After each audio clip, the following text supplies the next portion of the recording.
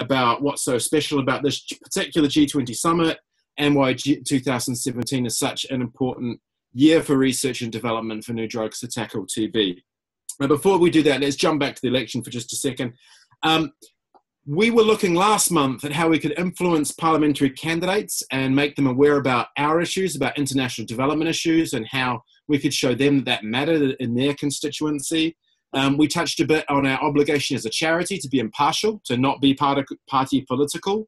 I think it'd be really important that we take a minute, and here's where the thinking you've just been doing hopefully comes in handy, to hear a little bit of feedback from you about what you did, what challenges you had, what was super successful, what was not so super successful, what happened. I think there's a load of wealth out of knowledge and success out there in the network. It would be really great to hear from you guys.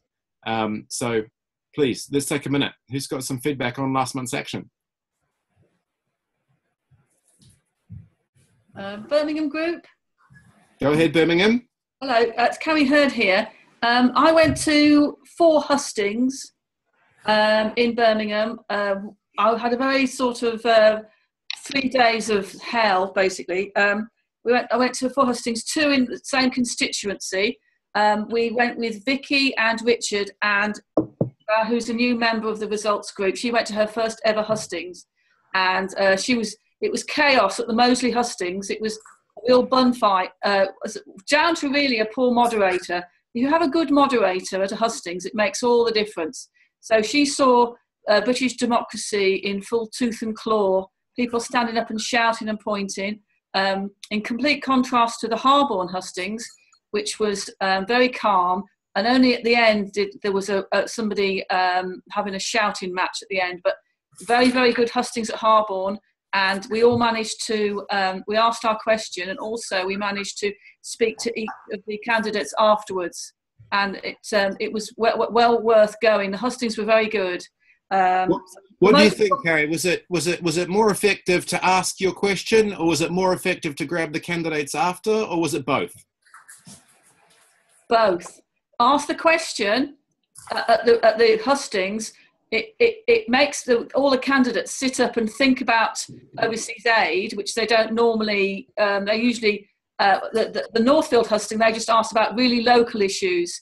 I think they were craving for an international question. So that's what they were all of them were very good at replying to it, apart from the independent guy who didn't know anything about overseas aid. Wow. But it was not unusual. But what was good. They didn't get any seats, Carrie, so that's okay. Yeah. The Greens were very good. They wanted more overseas aid. They were going to pledge 1%. The rest of them were going to keep to 0.7, and they were also going to defend the independence of overseas aid. So we had a really good hustings. It was hard work, but that's what we had to do. So I'm looking forward to seeing my new MP, who's Preet Gill, in Birmingham. Great, that's great, Carrie. I noticed quite a few people have taken their mute off. Does that mean there's a queue for people to speak next? Yeah, I'll speak, Jill. Go ahead, Jill. I got to 1 hustings. That was our own one, but the sitting MP couldn't make it because he's being hassled by a guy who's got violence. So he had pre-recorded answers. I was able to get my question in by dint of being in a strategic place and putting my hand up very quickly because there were pre-prepared questions. And I talked to the people afterwards. And our green guy they're committing to 1% as well.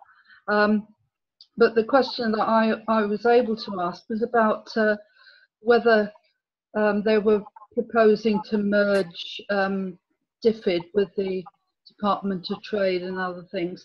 So I sent my MP, who got re-elected, the question, and he replied to me saying he's not heard anything like that. So that was quite useful. So there was a very good response from all 4 candidates. It was good. Great. I'm glad that I went. It was a Churches Together one, so it was good.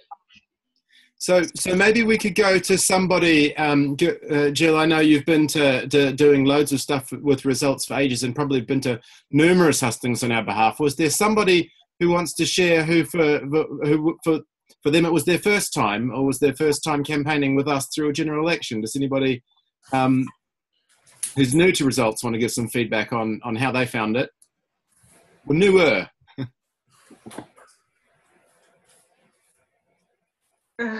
We're in Oxford. This is our first time working with a general election for results, although we're not really new as such.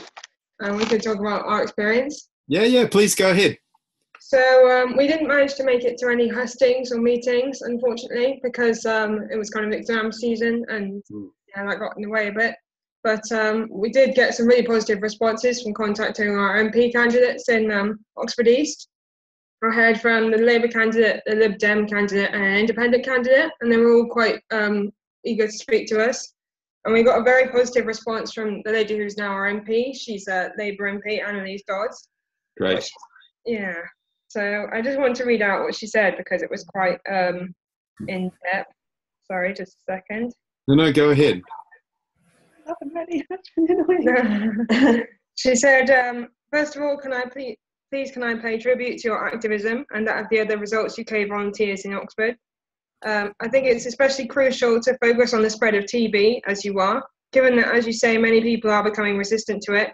Indeed, one of my students a few years ago was undergoing a very long course of treatment after having contracted TB in India. The growth of the disease in Russia has been truly terrifying. It's also good to see you underlining links between these different issues, since from what I can see, poverty and social marginalisation have made life extremely difficult for those living with TB, especially in developing countries. So, yeah, we were very, very pleased with that response. Wow, I mean, that is an amazing result. I mean, that letter really shows that she's engaged with the issue. She did a tour of the world and really picked up on quite a few of the important issues. So that's great. You guys have clearly done a great job of working with and educating her. So, yeah, that's good. Yeah. Congratulations. Yeah.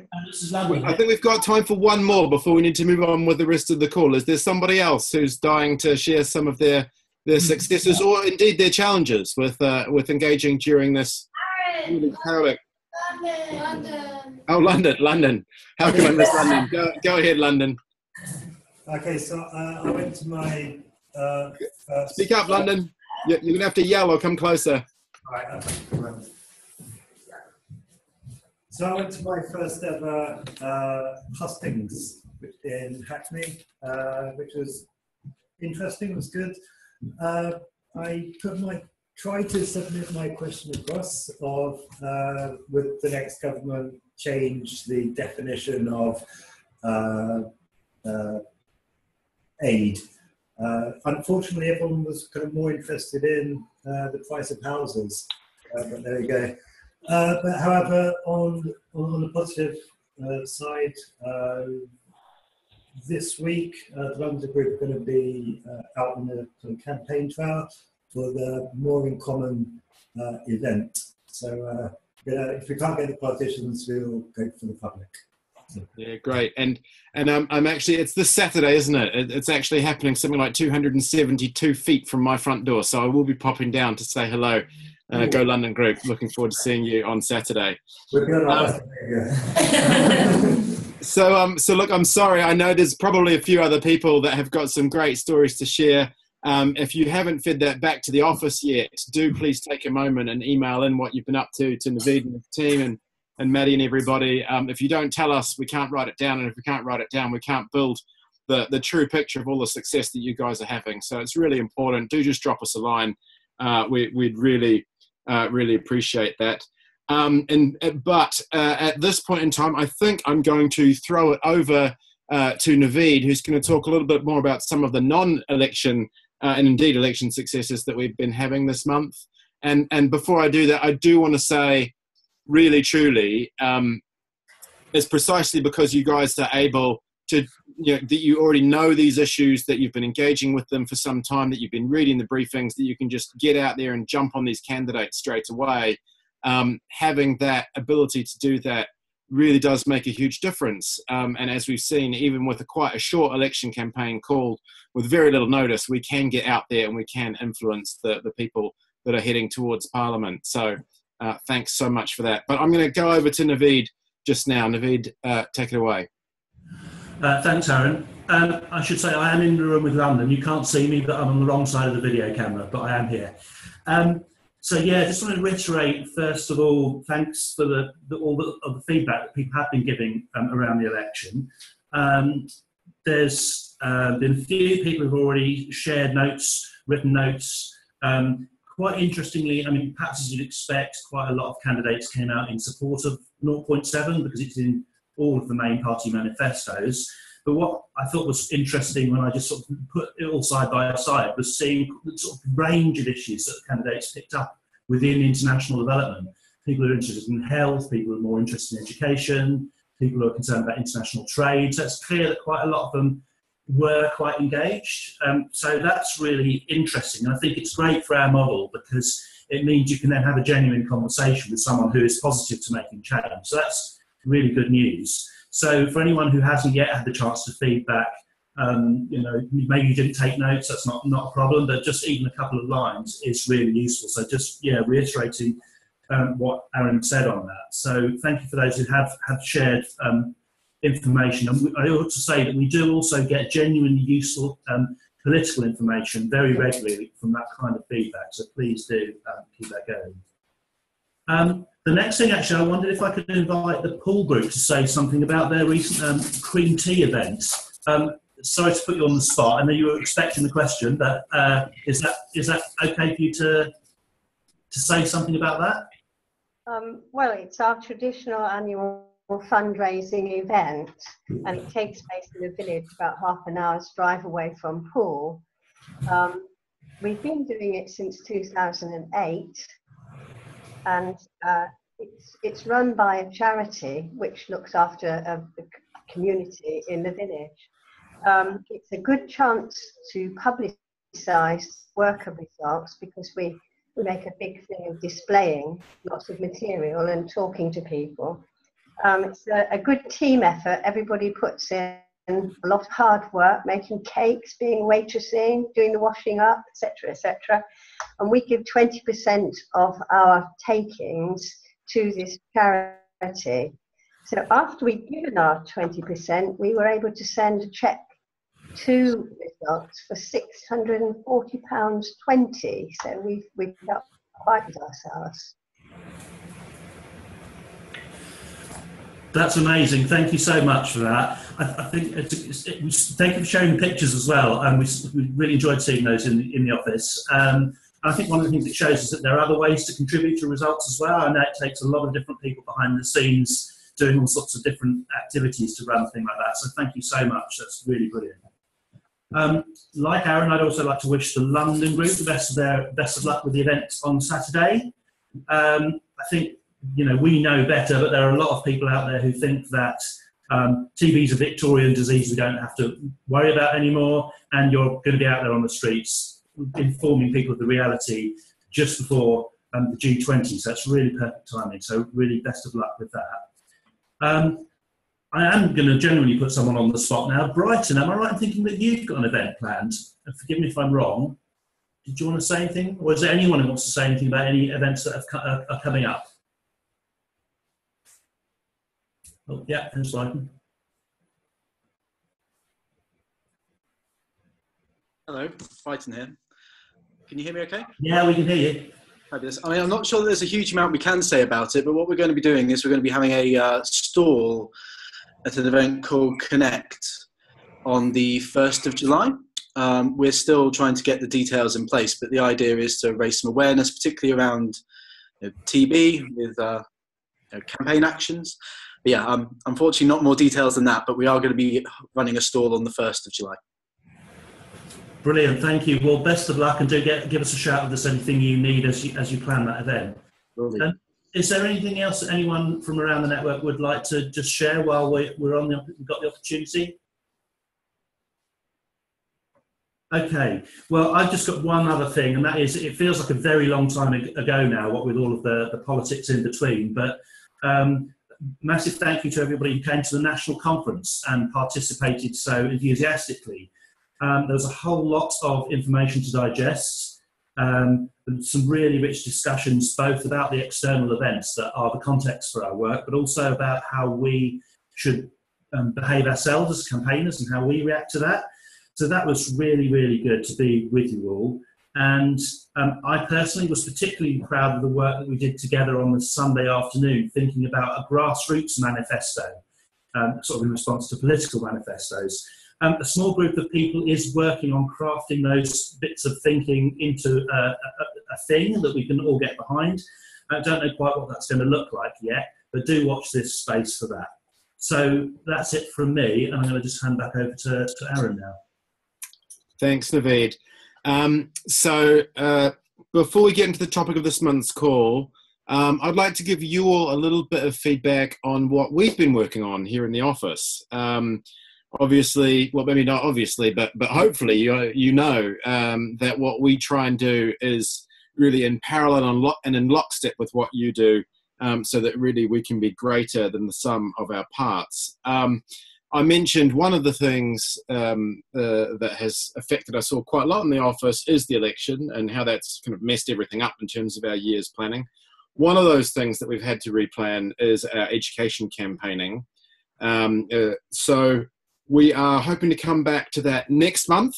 And since we last emailed you on this, we do have a much clearer idea about what we are going to be asking the UK government to contribute to global education, particularly the Global Partnership for Education, and multilateral based in New York, in Washington DC actually, which really helps get donor money to channel into country education programs and have impact on education.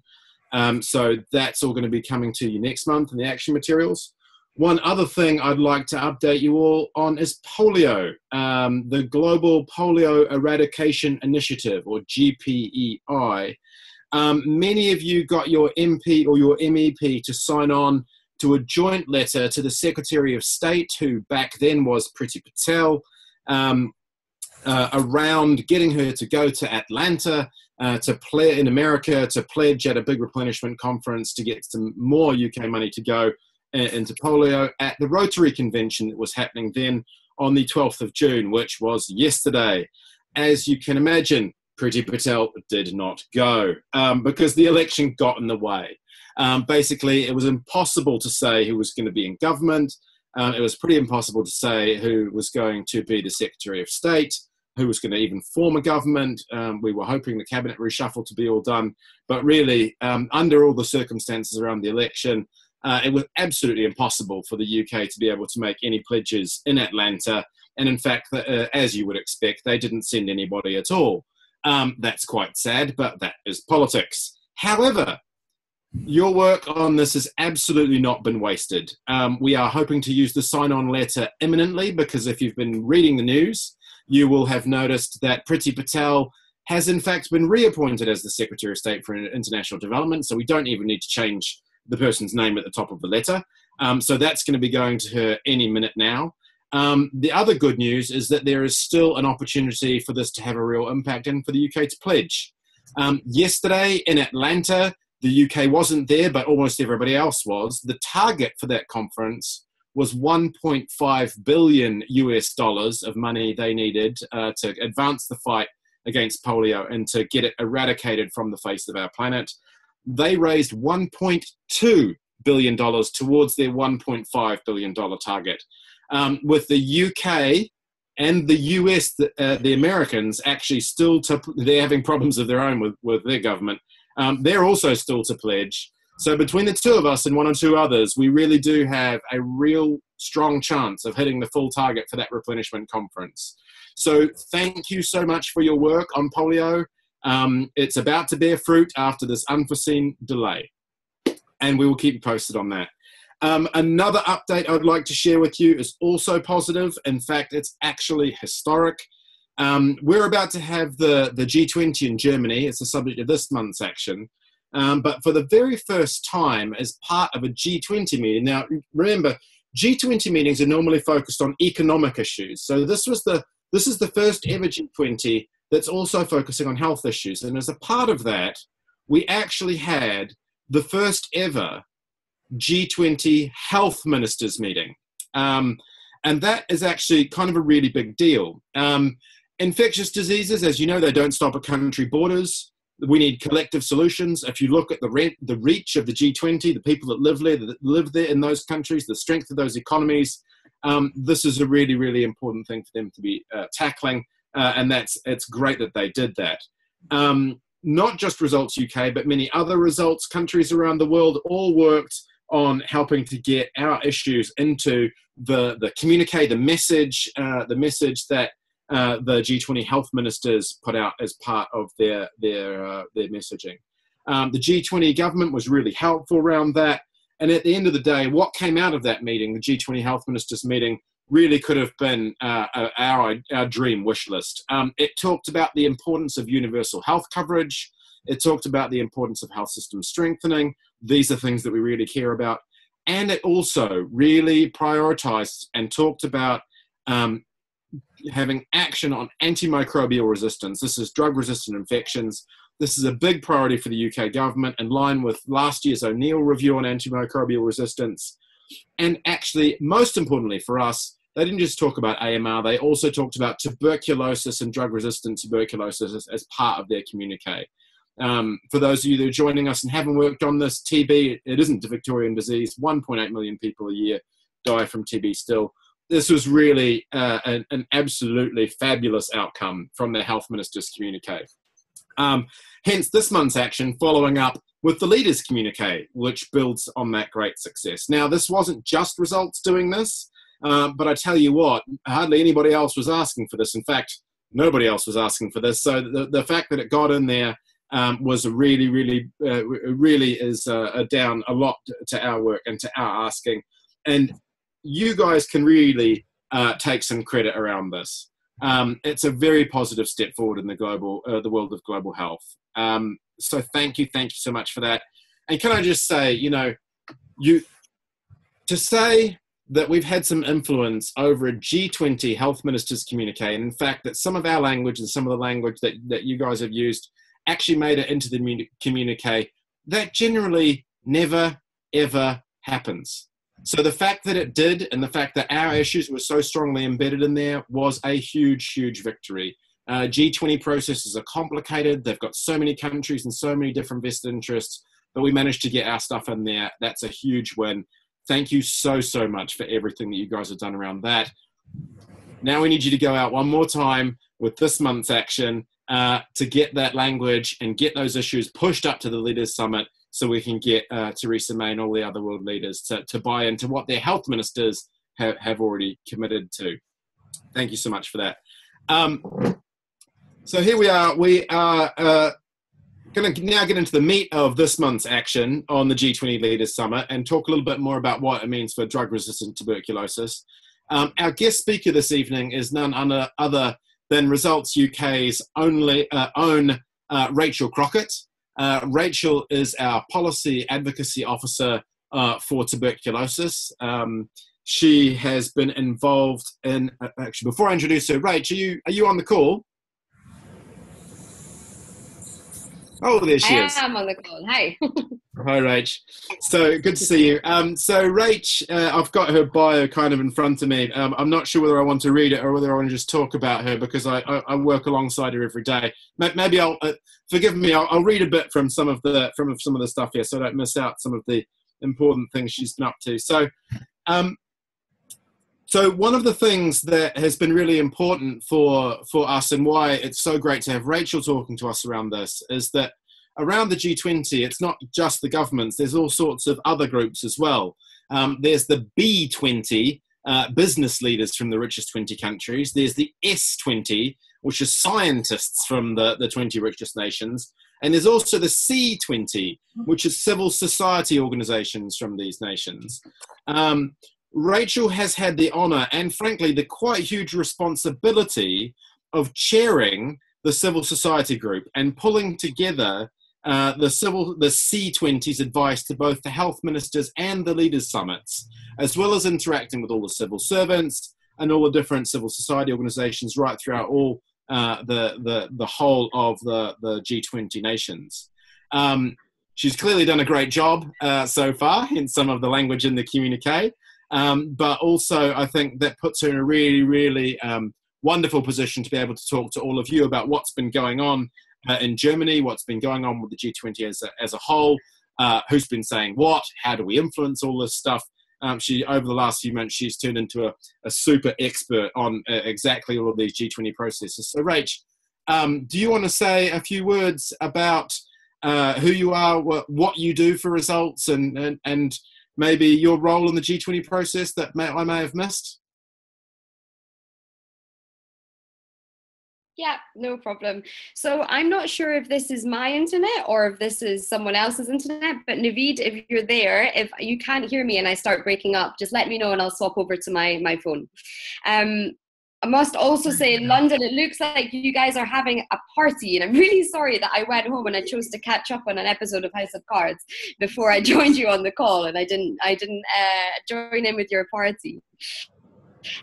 So hi everyone, I think I've met many of you at various things, but for those who don't know me, as Aaron said, I lead the TB policy work at Results UK, so focus on TB, the Global Fund, research and development into new drugs, and I'm also the international co-chair of the C20, which I'll go into a little bit more, and I leading the work that we do on the G20 just now.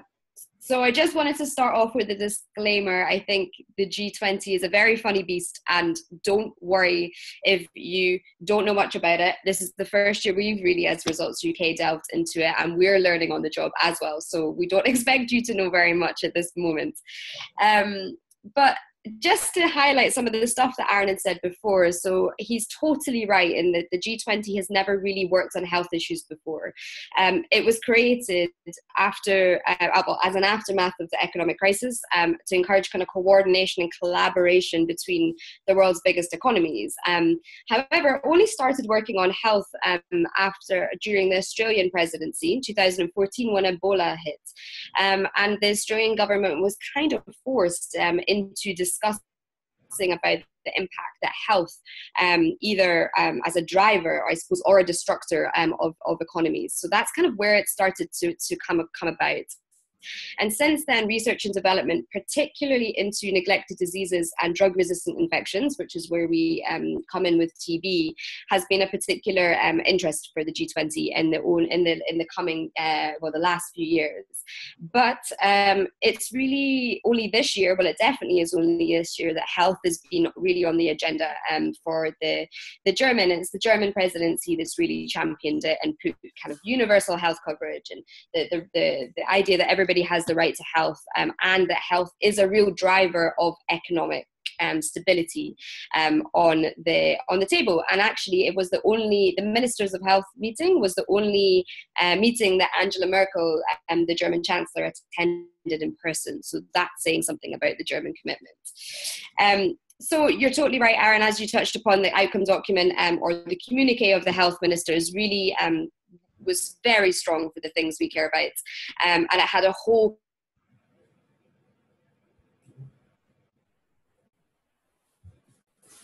paragraph at the end, if anyone isn't, but it had a whole paragraph at the end of only purely TB, and it was the only individual disease that was mentioned specifically. So that's a big work, and the inclusion of which was really championed by the UK civil servants that I've been working with behind the scenes. So that is a real testament to you guys' work on how much you've pushed TB to be on their radar for the past years. It's made my job a lot easier, that's for sure. So what I promised to speak about, the C20, so this is a group of civil society all over the world, not even just in G20 countries, who are engaged in advocating for a real range of issues within the G20 process. So just as the G20 discusses a wide range of issues, as does civil society, so we've split into different working groups, of which one, for the first time ever, is health, and that's where I'm the co-chair of the international co-chair of that group. And what this means in reality is I end up running around trying to get people to do a lot of the work that they've committed to.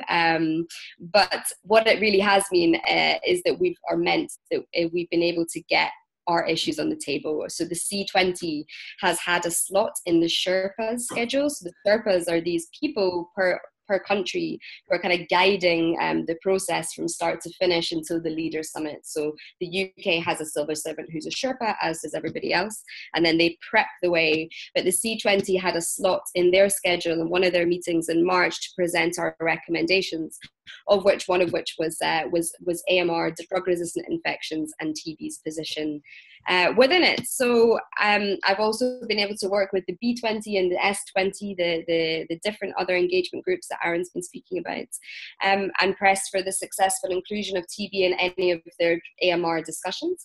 So far it's working. So far we're doing pretty well, but now is the tricky part. It's the Leaders Summit. The leaders are all meeting in less than a month's time in Hamburg. And although much of the groundwork, of course, has already been laid out due to kind of the work that I've been doing in the last year and others, we really need pressure now to make sure that all of the leaders, and particularly the UK, will go to the table and say the right things and put the pressure on the things that we want to be committed. So that's really why we need you. And we just have such a real opportunity. I just wanted to highlight again how much of an opportunity we have just now to really unlock the research and development to get these new drugs that we need for TB that we've discussed for years and years and years. And to be honest, from my perspective, it's the biggest opportunity and likely to be one of the only opportunities that we'll get in a long time to really do this. So I'm hoping that you'll work with us to get this done and get whoever will be attending from the UK side to get the UK piece of the puzzle really nailed. So yeah, Great. open. Ask me any questions you like.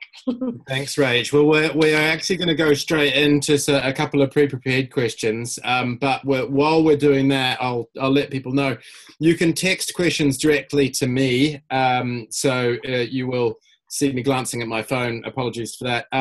If you want to text in questions, you can text them in or WhatsApp or whatever to 0777 56 11178, or you can just type them in the chat. If you can get the Zoom chat up and running, I can see that tonight because my video's on. So do preload all your questions in there, either in the Zoom chat or just send them through to 0777 56 11178. But while you're preparing those questions, we've got some other questions. We're actually going to go to Stork Valley for the very first question. Okay, that's my privilege to ask the question. So what would be decided at the G20, and how do the issues that results works on, including TB, fit within the wider priorities of the world leaders? Great, cool. Hi, Joe. Nice to see you again. Hello. I think what's been interesting this year particularly, and maybe if you've been following some of the G7 stuff that's happened in the last month, this year has been quite tricky, particularly this year, to get any kind of global consensus on any of these things. The G7 was made particularly difficult by the US and the kind of spanner in the works that they threw in about the climate stuff. And the UK was in the middle of an election, so we couldn't really get any agreement on anything particular there. But for me, this is where the Action Partnership kind of comes into its own. And for those of you who don't know what the Action Partnership is, Results of the UK is part of a wider partnership of different organisations, all who have a me in their offices working on the same issues that I do on tuberculosis. So that gives us a real advantage. We can cover throughout the Action Partnership and our partners almost all of the G20 countries. So from this, we get to know the inside conversations that everyone's having and what's likely to be a priority. And we are quite lucky in this year with the G20 in that everybody's coming at it, the AMR angle slightly differently, and we've been able to use TB to get in there. So for example, Germany is very interested in health and research and development of neglected drugs for neglected diseases. The UK wants to unlock antibiotics, as does France. But the countries such as Brazil and China, they aren't necessarily as interested in that side of stuff, but they are interested in TB because they have a very high burden. So this is an opportunity to get everyone to reach consensus on something around the G20, which has been quite historically difficult in the past months with any sort of global agreement. So everyone's happy in that regard. So it should be quite good. Thanks very much, Rach. So we're at 38 minutes past the hour, so we're going to try and rush through the rest of the questions to get on to the open questions as well. The second question, I've got Macclesfield on the call. Do you want to jump off mute, Macclesfield, and ask your question? Yeah. Hi, Rachel. It's Sanjay here from the Macclesfield Group. The second question is this. Will getting a paper commitment from leaders on TB make a difference in reality? Yeah, I hear that very often. Yes, I am well aware that these global commitments and these things on paper might not necessarily seem as concrete and as imminent as a big kind of commitment of funding, for example. So what happens is the G20, the Leaders Summit will result in this big communique, a 10-page document with 40 different paragraphs laying out the priorities that the G20 want to focus on. And sometimes they put their money where their mouth is, but this year, again, like I touched on before, it's becoming quite difficult this time around just because of the positions of the different countries. But what is really exciting about TB right now, and those of you who know me very well will know that I keep going on about this a lot just now, is that this could be huge if we play our cards right.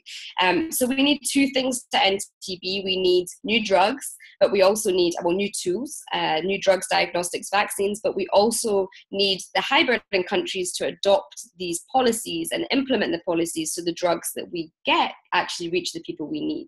So what we have right now is we have an opportunity, we have a UN high-level meeting on TB scheduled for 2018. We have a global ministerial conference on TB in Russia in November this year. And we have the G20. And all of these things may not necessarily make such a difference or a big difference on their own, but if we see them as a narrative and we see them going from now to the end of 2018, we have a lot of opportunity to make a difference. And we see the G20, because it happens every year, we can get countries to come back and speak about it again and again, and each year get commitments to kind of so that basically anything they work on with AMR can't not include TB. Then we'll get we'll really get where we need to be. So it's quite exciting for TB just now. Great, Rach. Thanks so much for that. We're going to move over to Pool for our third question. Yep, sorry. Hi, it's Rach here from Pool. Right, given the outcome of the election and the political turmoil that's expected over the next few weeks, is it realistic to assume the Prime Minister is going to focus on TB at the G20? And then the second part, Rachel, which I think might be a little bit difficult to forecast, is will our Prime Minister actually attend? Yep, that's a question we would all like to know. I think, of course, like the current climate we have, it seems absolutely impossible to know what will happen in UK politics. The past 2 years have shown us that, but the G20 summit is happening anyway, regardless. So this is our opportunity, and we just must assume that it will be May or that attends on behalf of the UK, and May that will be PM. So that's what we're running on the assumption of just now. And on TB, of course, there's so many different pressing things on the agenda, and we don't expect TB to be on the front pages, so don't be disappointed if that doesn't happen, although I would love that to happen. There's been lots of work so far to really secure TB's prominence within the AMR and the drug-resistant infection agenda, especially you've seen the health minister's communique. So we have real momentum, so it's building, and securing TB in the leaders' communique may not be absolutely headline grabbing, but will be life-changing. So it may not be May that comes out championing TB, but we're working with the other countries and the action partnerships I was speaking about before, who are more likely to put TB on the table. So if May is sensitized to TB now, then there's less chance that she'll block it, and you never know. Given the UK's historic commitment to AMR and to TB within it, she may even come out swinging for it. Yeah, I think that's absolutely right, Rach. I think Theresa May has quite a lot on her mind right now. If we can give her one thing that she can do, if it just catches, if that's sort of easy for her to do, that could be potentially a really, really huge win. So let's make it easy for her to get it. So we're going to go to Brighton for our next question. Hopefully. Do we have Brighton? Yep. Hello. Go Brighton. Hi Rachel, it's James here from Brighton. The question is, there is a very short time between the MPs going back to Westminster and the G20 summit. Is it actually possible to influence the summit, given that lots of preparation will have been done by officials behind the scenes? Yeah, you're totally right. If my job for the past, I suppose, 6 months has been anything, hopefully there's been lots of work done behind the scenes. But that's what I see the Results UK structure working exceptionally well. Because I've been working with the UK and with other countries to kind of feed in and influence the drafting of all these documents that have been going around, the boring policy stuff. And we're in a good place with that. But ultimately, it's the PM that's going on behalf of the UK. It's May, hopefully, that will be going on behalf of the UK, not the civil servants I've been speaking to. So if it's possible to get the politicians to champion something, then it's much more difficult for the bureaucrats and the advisors to kind of skip over it. So while the civil servants prepare the process, ultimately, the politicians are ultimately in charge. So the timeline is very, very short, and I totally agree. And if we could, we would have started before now, but this is what we have to work with. And this is why we really hope that you get on board with us to getting to your MPs as soon as possible to reach May in time. Thanks, Rach, and thanks for keeping it short. So we've got a few minutes for questions from the floor. I'm sure there are some people that have some questions, even though I haven't received any via text and I haven't received any in the chat. But do people who are on the call have something they'd like to ask Rach about either tuberculosis, drug-resistant tuberculosis, G20 processes, anything to do with Theresa May, anything like that? Yeah, it's Pete, Stork Valley. Go ahead, Pete. Yeah, presumably the USA is part of the G20. What's their weak point? And I presume that that Results USA will be on the game too.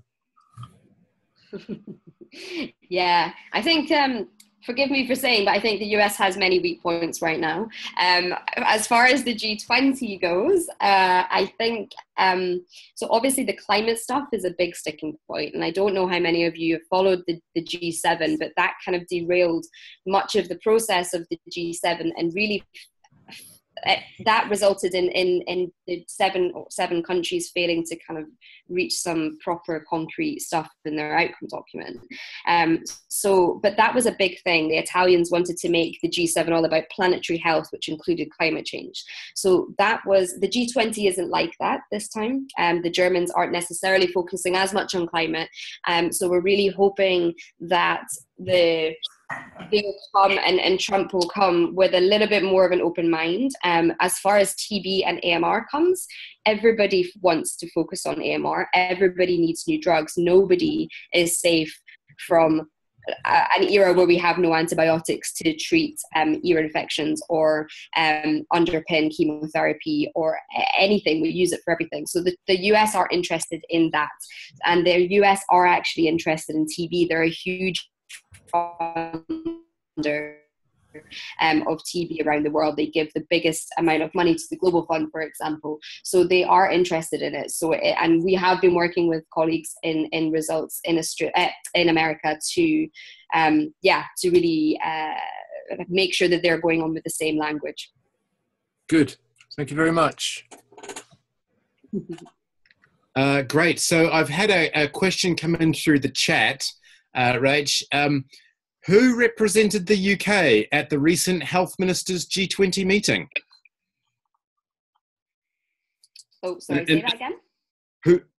Who actually represented the UK at the recent Health Ministers meeting? And as I've had the question for a couple of minutes, I've actually opened up the photo of all the ministers standing there, and I don't think I can see Jeremy Hunt in the picture. No, so it's an interesting one. So the way that the UK works in international fora from the Department of Health is that we have a minister underneath Hunt, and it was a woman called Nicola Blackwood. She's actually just lost her seat, and that new minister hasn't been announced yet. But she was the minister for kind of international health, so not national focus. So she was meant to be going, and then the election got called, and because our chief medical officer, Sally Davies, has always been such a champion of AMR and such a champion, luckily, of TB within that. She actually represented the UK for at least one of the days, the first day where they discussed AMR, and she'll be in that photo that you can see, Aaron. I was told last week that Hunt did attend. I haven't had any confirmation from anybody else. That was just somebody in the Department of Health. I'm not sure if Hunt attended, but the RCMO definitely did. Yeah, I see her now. She's hiding in the very back left corner of the photo. And actually, sorry, just to say, so Sally Davies, when we were meant to, unfortunately, you know how we're meant to have our advocacy day attached to the national conference, we had actually set up a meeting with Sally Davies with you guys. She was really keen to meet you guys and hear what you had to say. So unfortunately, that had to be cancelled due to the election. But if the opportunity arrives again, then we're really keen to try and set that up again. Yeah, no, that's great. She's actually wonderful. I really like Dame Sally. She's a fabulous ally and a real champion for global health, antimicrobial resistance, and TB, and a very, very sensible woman. Do we have any other questions coming from anywhere around the network? I don't have any in the chat. I don't have any on my phone, so you can... Yeah, so Oxford. Go ahead, Oxford. Sorry.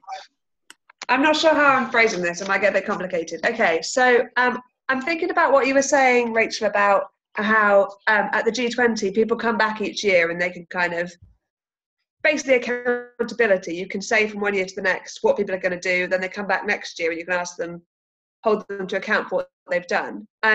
Is there an expectation that the health ministers G20 would happen again next year and so on? And if so, have there been kind of plans to put that accountability in place now to say, by the way, at this meeting next year, we're going to see what you've actually achieved?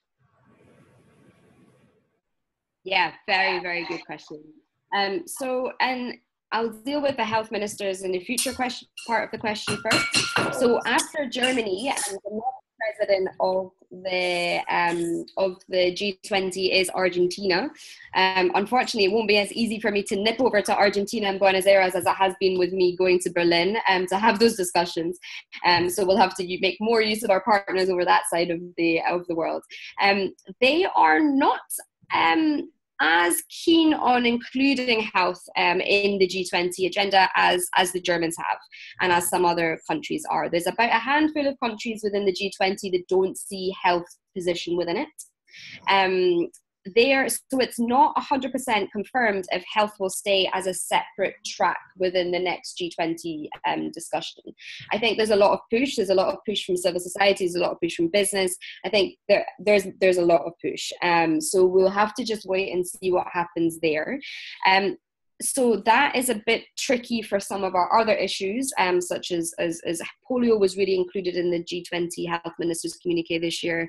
There's some other issues as well, but for AMR and for TB, it's not as dire because AMR has always been in the finance track, so it's been discussed at finance ministers level, and that is likely to happen anyway, regardless, even if health is included by the Argentinians. So for us, we're going to be moving over from the health people to the treasury people to be having these discussions for the next year, which is fine, because actually that's where all the money is. They're the ones that make the decisions. So for that, we'll hopefully keep that discussion's going with Argentina for that. In terms of the accountability, what the best thing about for me and for an advocacy perspective, the G20 happens every year, so you're totally right. And while they don't necessarily follow on from each other, there is a continuation. So AMR has been on the agenda for maybe 3 or 4 years, and there's been a continuation of it. So there's an expectation that work will continue as well, and that enables us to go back and be able to continue having these conversations with the people who have been championing it in the past, and actually to try and get some proper some real commitments down on paper. I hope does that answer your question? Yeah, it does. That's great. Thank you. So Rach, I've had a question come in via the electronic phone thing. Basically asking, it's from Sanjay in Macclesfield, asking us if we'd like to say a few words about what we're actually asking the Grassroots to do this month, and about how we actually want to go about the nuts and bolts of getting names on letters and getting this off to Theresa May, given the incredibly tight time frame and the incredibly packed diary of all of these brand new MPs, some of whom are probably wandering around wondering what on earth is going on. You Macclesfield guys are always very clever, aren't you? Maybe I'll pass over to Naveed on how you want to get the nuts and the bolts of the action done. Would that be okay? Yeah, can you hear me okay? Yeah, we can. Go ahead, Naveed. I'll try and move around so you can see me. No, I can't. I'll be too far from the microphone. Bring the laptop around. You're going to have to. This way. So what we've chosen to do is absolutely right. There's a very tight time frame, and particularly, all these MPs, some of the new ones haven't even got an office yet. They'll have only had an email address for like 1 day, and they've got a lot of priorities, particularly with all the crazy politics. So we need to give them something particularly easy to do this time. So we've chosen the kind of sign-on letter format, which is similar to the way that the polio one worked. So we're not asking you to go and visit your MP or write to your MP and say, you write your own letter or to the minister, or in this case, the Prime Minister. That's not likely to be realistic. There'll be some who'll do it. Some of you have got MPs who are really up for that kind of thing. But we want to get a good range of MPs from cross parties to do this. So we've got in the action materials a copy of the letter that we'd like them to sign up to. So the idea is that you would present the issue. Hopefully, they'll get the idea that they've got a constituent here that is supportive of international development issues generally. That's really important as well. Naveed, could you get nearer the mic, please? Oh, sorry. Is that better? I don't know. Okay, well, I'm as near as I can be. Okay. Have you turned the speaker down? No. Turn the speaker down because the feedback is causing. Okay. Hopefully that's as good as I can do.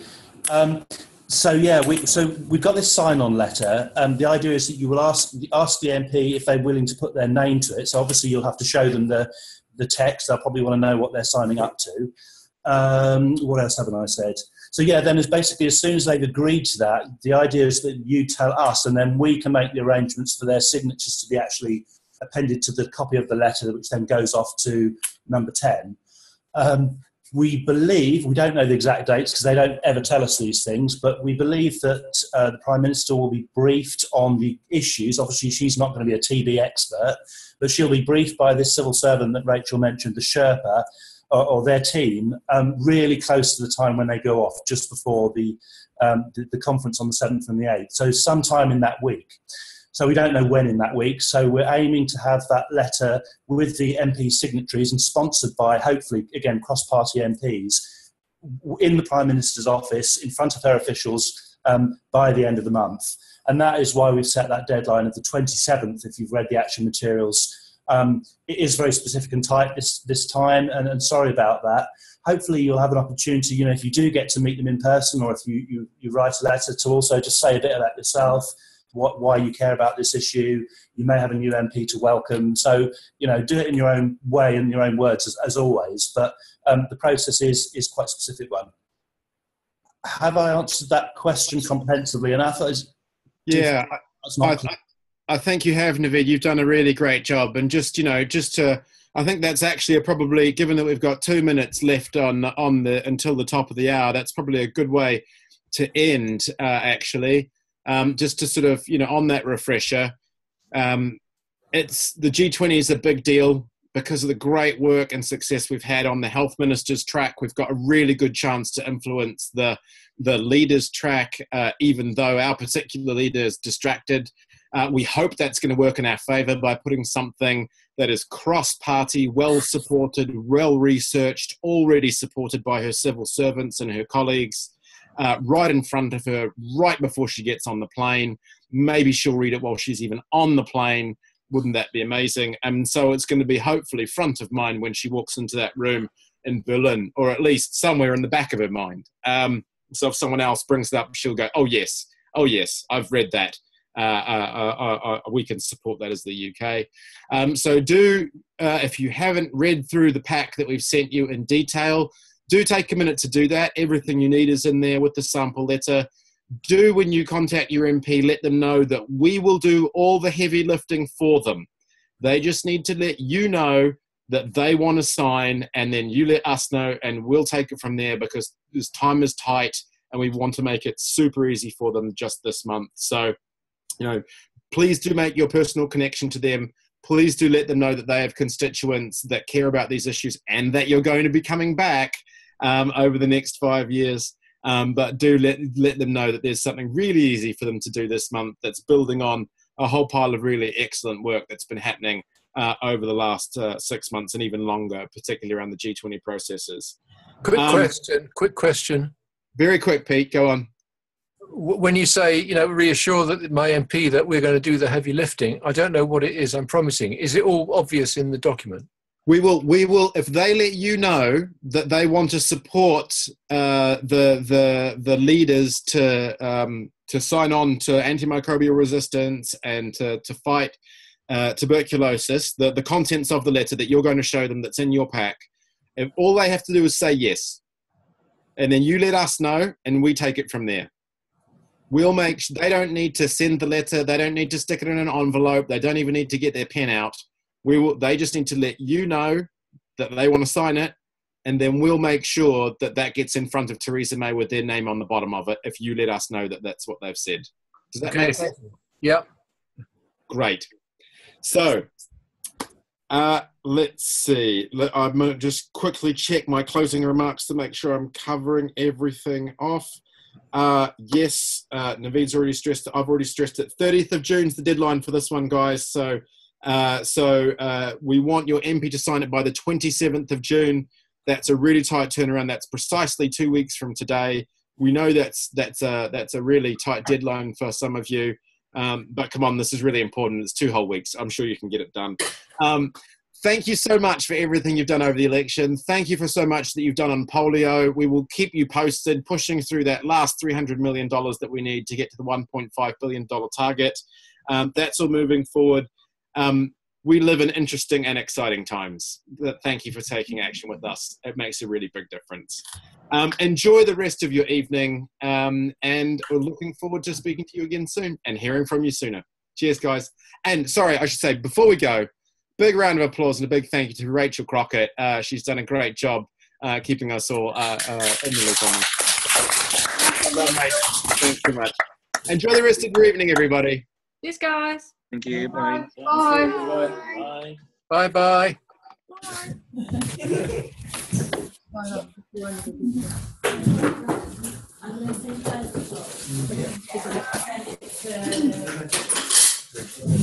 Hello. I'm going to go door. Okay, Lee.